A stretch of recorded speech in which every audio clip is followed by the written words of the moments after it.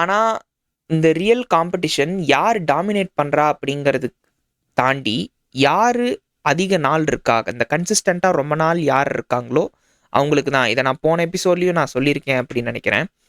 So இந்த ஒருத்தருக்கு ஒருத்தர் சம்மந்தம் இல்லாமல் இண்டிபெண்ட்டாக வேலை பார்க்குறதுங்கிறது ஒரு இல்யூஷன்.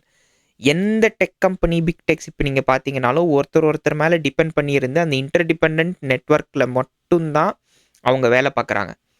ஸோ இந்த சிஸ்டமிக் ஸ்டெபிலிட்டி யார் மெயின்டைன் பண்ணுறாங்களோ அவங்க தான் இந்த அடுத்த ஃபேஸ், அதாவது இந்த அடுத்த 10 வருஷத்தில் என்னென்ன இம்ப்ரூவ்மெண்ட்ஸ் நடக்குதோ அந்த சிஸ்டமிக் ஸ்டெபிலிட்டி மெயின்டைன் பண்ணி கன்சிஸ்டண்ட்டாக இருக்கிறவங்க தான் இருக்கிறதுலே அதிகமான profits or return on investment பார்ப்பாங்க.